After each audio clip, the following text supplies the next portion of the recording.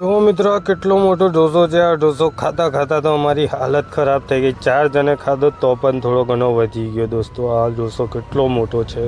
પડી ગઈ છે સવારને અમે નીકળી ગયા છે કસ્ટમરને લેવા માટે। તો પહેલાં અમે પહોંચી ગયા મંદિરમાં, જે કસ્ટમરની સોસાયટીમાં જ છે। પહેલાં અમે ખાટુ શ્યામે દર્શન કર્યા, ત્યારબાદ આવી ગયા ભોલે બાબાના દર્શન કરવા માટે।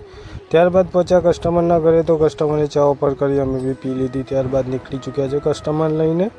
અને પહેલાં અમે હવે ભરાવી દઈએ સીએનજી, કેમ કે સીએનજી ભરાવવું પડશે, કેમ કે પહેલાં અમારે જવાનું છે અમદાવાદ એમ નહોતું જવાનું, પણ એક જણને અમદાવાદથી પિકઅપ કરવાનો છે, તો પહેલાં અમદાવાદ જવું પડશે, એટલા માટે અમે સીએનજી ભરાવી લઈએ। ત્યારબાદ આવી ગયું છે આપણું વડોદરાનું ટોલ નાકું। ટોલ બોલ કપાવીને વધ્યા આગળ।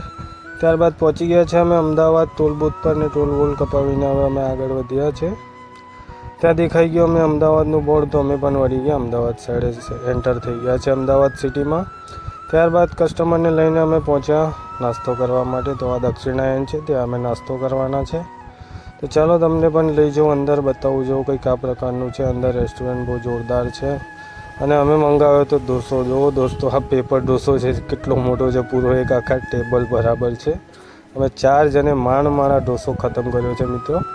અને અમે તો મંગાવ્યું હતું મેદુવાળા મંગાવ્યા હતા મેં તો, અને અમને પેપર ઢોસો મંગાવ્યો હતો, તે માંડ અમે 4 જણે પૂરો કર્યો। અને બધું જ જમવાનું બહુ ફર્સ્ટ ક્લાસ હતું, બહુ જ મજા આવી જમવા માટે। તમે પણ અહીંયા આવી શકો છો।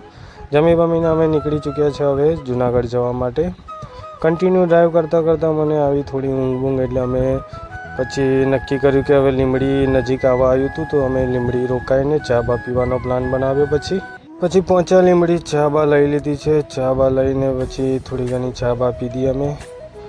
ચા પીધા પછી મંગાવી લીધા છે ઢોકળા, અને ઢોકળા પણ બહુ જોરદાર દેખાઈ રહ્યા છે। થોડા ઢોકળા પણ ખાઈ લીધા। ઢોકળા ખાઈ બાઈને ચા નાસ્તો કરીને અમે અમારી સફર પાછી જારી કરી દીધી। અમે જ્યાં રોકાયા હતા તે લીંબડી ગામ હતું, ને હોનેસ્ટ હોટલ પર અમે રોકાયા હતા। ત્યારબાદ પહોંચ્યા અમે ચોટીલા, ને ચોટીલા પહોંચીને અમે ભરાવી લીધું સીએનજી ભરાવીને ચોટીલામાં અમને જામ મળ્યું, કેમ કે સાંજનો ટાઈમ છે ને રસ્તાનું કામ ચાલી રહ્યું છે, એટલા માટે ચોટીલામાં જામ મળ્યું અમને। ત્યારબાદ થોડા આગળ વધ્યા અને અમને ત્યાં દેખાઈ ગઈ છે પવનચક્કી। જો મિત્રો, જ્યારે આપણે પવનચક્કીને દૂરથી જોતા હોય છે ત્યારે તે ઘણી નાની દેખાતી હોય છે, પણ પાસથી જોવાથી તે ઘણી મોટી દેખાય છે। ત્યારબાદ અમને દેખાયું રાજકોટ સિટી પોલીસનું બોર્ડ, અને રાજકોટ આવીને જામ ના મળે એ તો શક્ય જ નથી, તો અમને પણ થોડો જામ દેખાવા મળ્યો। તો ચાલો ફટાફટ રાજકોટ ક્રોસ કરીએ। અને અમે રાજકોટ ક્રોસ કરતાં અમને થઈ ગઈ છે રાત, અને હજી પણ અમારો રસ્તો તકરીબન 1 કલાકનો રહ્યો છે।